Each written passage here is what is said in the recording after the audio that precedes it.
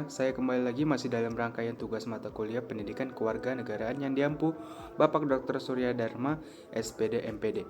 Kali ini saya akan mempresentasikan critical journal review saya. Jurnal yang direview itu berjudul What's Going On? Exploring High School Student Civic Value in Russia, karya Marina Kogay pada tahun 2019. Jadi langsung saja kita mulai. Oke, kita masuk ke bagian pendahuluan. Pendidikan kewarganegaraan atau civic education itu merupakan pilar penting dalam pembentukan karakter warga negara yang demokratis, kritis, dan bertanggung jawab. Untuk memperluas wawasan politiknya di tingkat global, kita perlu mengkaji bagaimana negara-negara lain mengimplementasikan civic education, termasuk negara yang sangat kompleks seperti Rusia.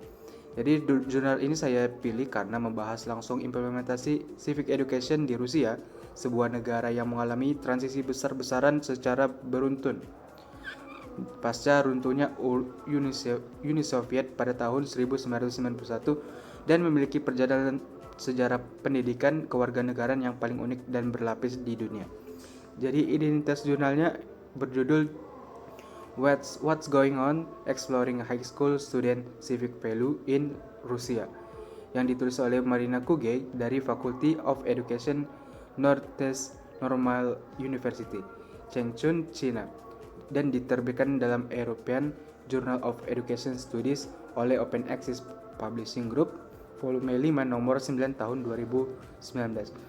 Jadi jurnal ini berstatus open access dengan lisensi Creative Commons CC BY 4.0 sehingga bisa diakses bebas oleh siapa saja.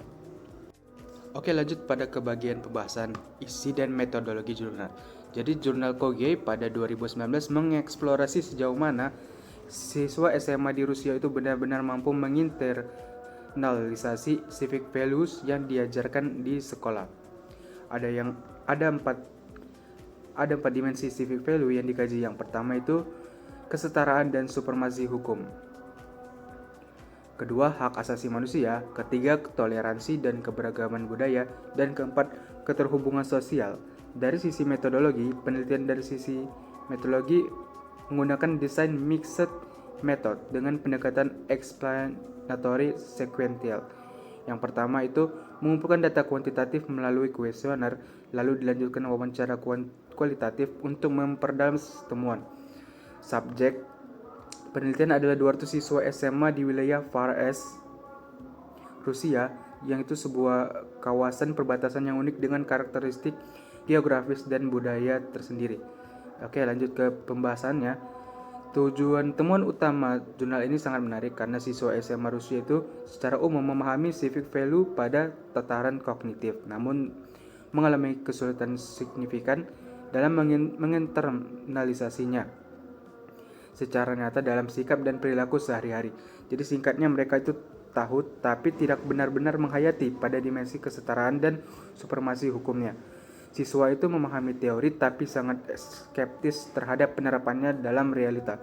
Mereka melihat sendiri bahwa hukum tidak selalu ditegakkan secara adil di masyarakat.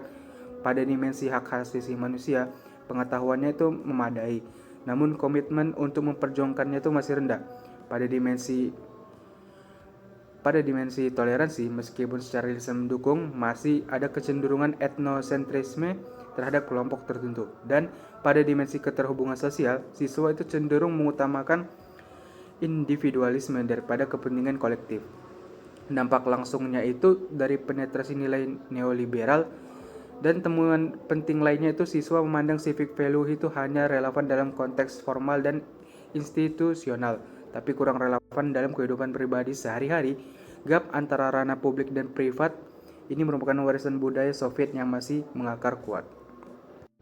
Oke, lanjut ke kelebihan dan kekurangan dari jurnal ini. Jadi jurnal ini menggunakan desain mixed method yang komprehensif dan triangulasi data yang kuat, berfokus pada Far East Rusia yang jarang diteliti dalam kajian internasional sehingga mengisi kekosongan literatur yang penting, dan sampel itu 200 siswa yang cukup memadai. Jurnal ini memberikan konteks historis pasca Soviet yang sangat membantu pembaca memahami permasalahan secara menyeluruh. Dan statusnya itu open access yang memudahkan siapa saja untuk mengaksesnya. Dan Dari sisi kekurangannya, penelitian hanya di satu wilayah sehingga tidak bisa digeneralisasi ke seluruh Rusia. Porsi analisis kualitatif kurang proporsional dibandingkan kuantitatifnya. Faktor-faktor struktural seperti kebijakan kurikulum dan kondisi sosial ekonomi keluarga siswa tidak dibahas secara mendalam. Penelitian bersifat cross-seksional tanpa tindak lanjut longitudinal dan instrumen pengukuran civic value itu tidak mengacu pada skala baku internasional yang terstandarisasi. Jadi kesimpulannya, implementasi civic education di Rusia pasca Soviet menghadapi tantangan yang sangat kompleks. Meskipun reformasi kurikulum itu telah dilakukan, siswa masih mengalami gap nyata antara pemahaman kognitif dan internalisasi civic value secara afektif dan behavioral. Warisan budaya Soviet, penetrasi liberalisme, dan kontradiksi antara nilai yang diajarkan di sekolah dengan realita sosial politik menjadi hambatan utamanya. Pelajaran penting bagi kita di Indonesia, keberhasilan civic education tidak ditentukan hanya dari perubahan kurikulum formal, diperlukan pendekatan holistik yang membangun pengalaman dan berdemokrasi konsistensi antara nilai dan diajarkan dengan praktik nyata di masyarakat. Dan perhatian serius pada internalisasi nilai, bukan sekadar hafalan untuk ujian. Jadi demikianlah presentasi CGR saya, semoga bermanfaat. Terima kasih sudah menonton dan sampai jumpa.